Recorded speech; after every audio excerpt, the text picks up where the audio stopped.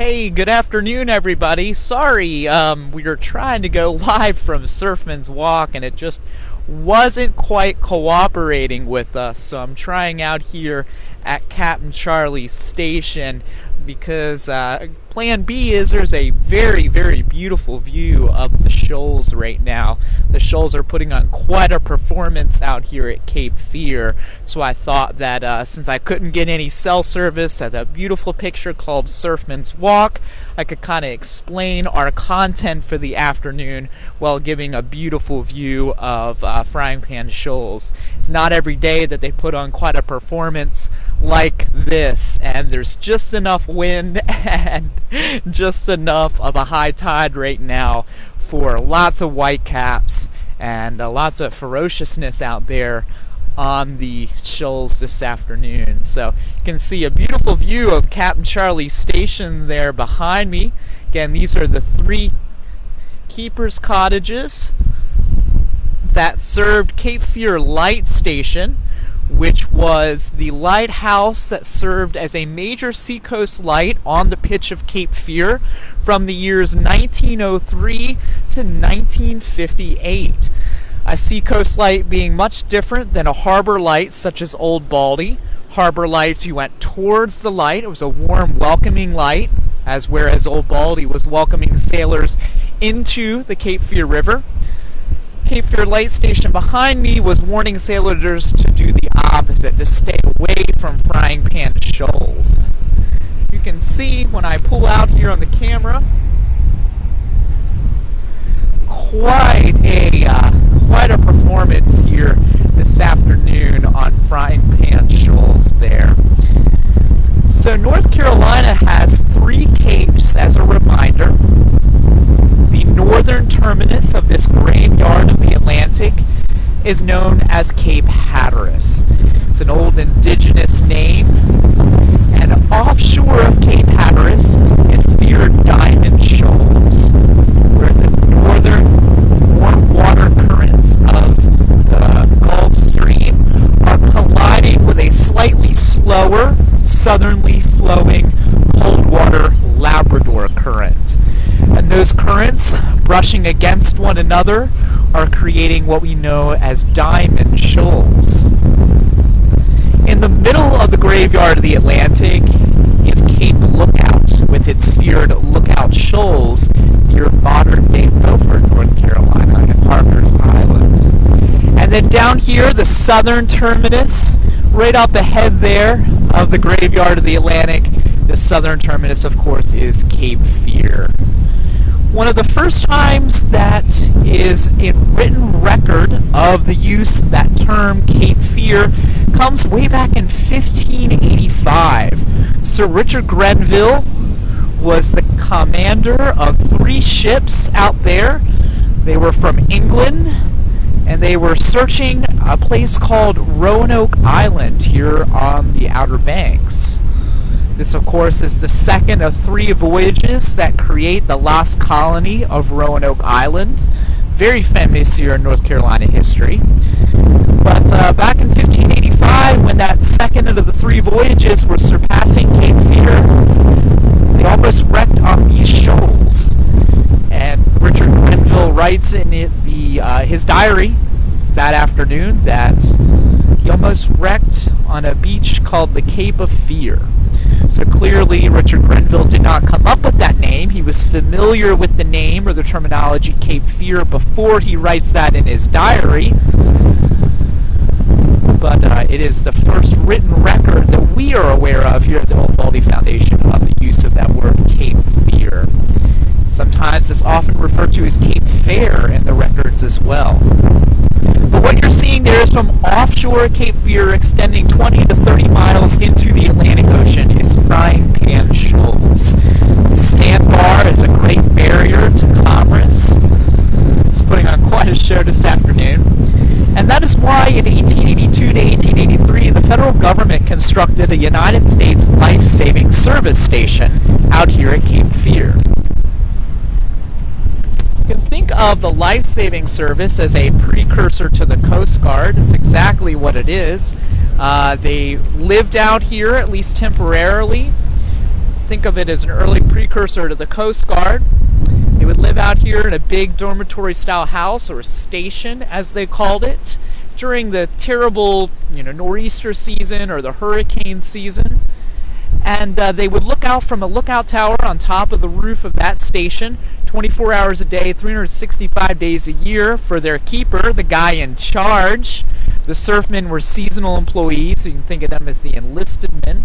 And they watched out over those shoals for any shipwrecks that may occur.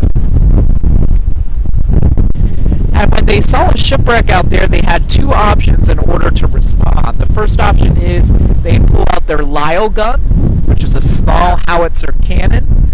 They'd load that cannon with roughly a 17-pound projectile and fire that projectile so it hit the vessel out there on the shoals. And if they aimed right and the projectile hit that wrecked vessel, that would deliver various lines, life-saving lines that would be secured on one end here with a stake in the sand on the beach, and the other end would be secured on one of the parts of that vessel or shipwreck sticking out of the water. And once the various lines were secured between the shipwreck and the shore, they would put a pulley on that rope with a breeches buoy attached.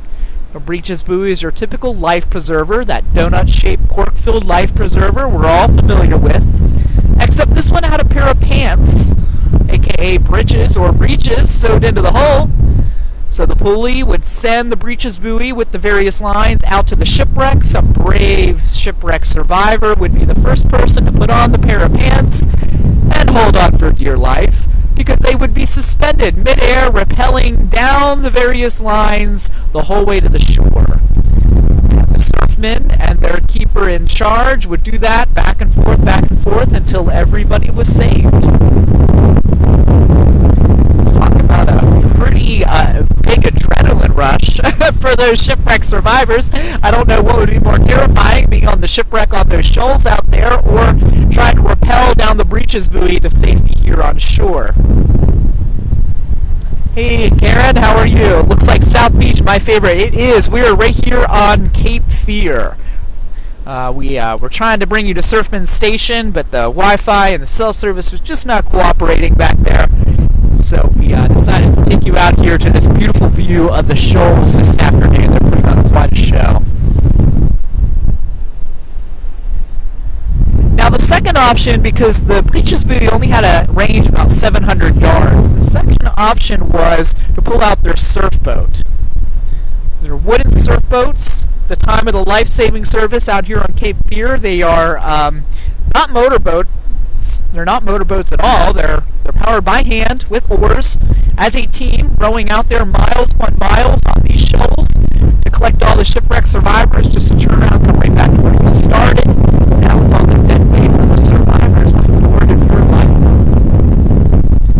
When they got back to the station, they would warm these shipwreck survivors up, get them changed into dry clothes, perhaps make them a warm meal, and eventually the keeper would make arrangements to get them over to Southport, or sometimes Smithville. It's right around the time period when Smithville changes its name to Southport. Now, Cape Fear Life Station Cape Fear Life Saving Service Station out here on Cape Fear acted in conjunction with another station that was located to the west on Oak Island. In fact, when Cape Fear Life Saving Service Station went into operation in the years 1882 and 1883, the officer in charge was a man named Dunbar Davis. He served for about a decade out here at Cape Fear until they sent him over west to inaugurate the Oak Island Station. And Dunbar Davis's good friend John L. Watts became keeper here at Cape Fear, serving until 1911, when he had a heart attack here on Bald Head Island and died at the station. Samuel Brinkman became the keeper in charge at Cape Fear Life Saving Service Station. But that was around the time period in 1913 to 1915 when two major effects occur with Cape Fear Life Saving Service Station. First of all, they decommissioned the station to our east over that ridgeline behind Captain Charlie's Station. And the reason, there was twofold, the reason that they destroyed that station beyond the ridge there, up the beach. First of all, is that the beach was encroaching on the station. The station was built so close to the shoreline that the shoreline was eroding. Around 1909, I believe, don't hold me to it, but around 1909, they actually moved the station back up the beach, further away from the ocean, and they still didn't move it enough, and had to move it back, and finally just terminated that station and built a brand new one established by the year 1915 up here on South Beach, about a mile in that direction heading west. Now the second reason they tore down that station on the other side of the ridge and they built the station up here in 1915 along South Beach is they wanted to be able to effectively and efficiently communicate with the life-saving service station built on Oak Island, about 3 miles to the west. They typically communicated via semaphore flags. There was no telegraph line or telephone line at this time, at the turn of the 20th century. But that ridge on Bald Head Island, it impeded Cape Fear Station's ability to see the semaphore flags of the Oak Island station 3.5 miles to our west.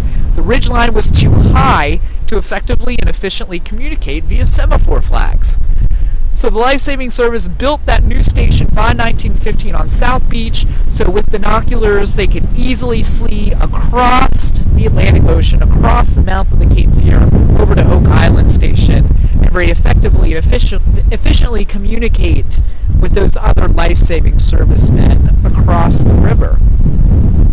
You will see time after time in their rec logs that they are working together, Oak Island and Cape Fear Life-Saving Service stations, working in conjunction to rescue stranded mariners out there on the shoals.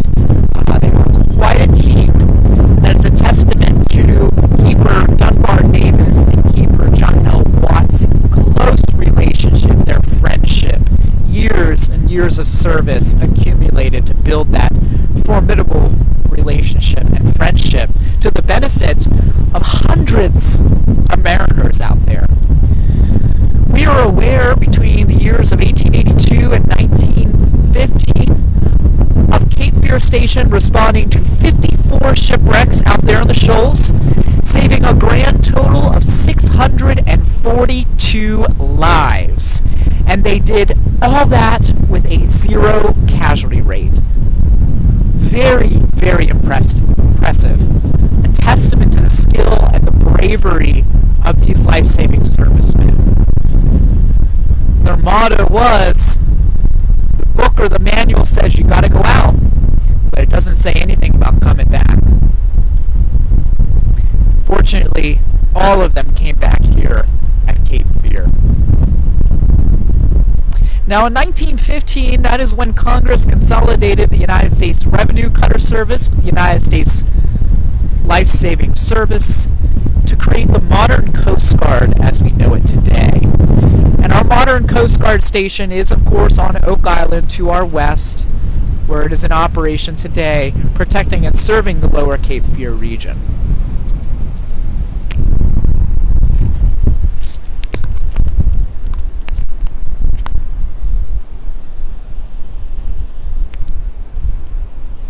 So thank you for joining us this afternoon. I'm sorry, it's a little impromptu. I was thinking that we would be able to go over to Surfman's Walk, but fortunately the Wi-Fi was just not cooperating. We will be back tomorrow morning for another edition of Quarantine Collections. And then tomorrow afternoon, we'll make a pretty big game plan to make sure that we get cell service and Wi-Fi service wherever we decide to go in the afternoon. So you all take care, be safe, stay positive, and we'll see you tomorrow. Thanks, folks.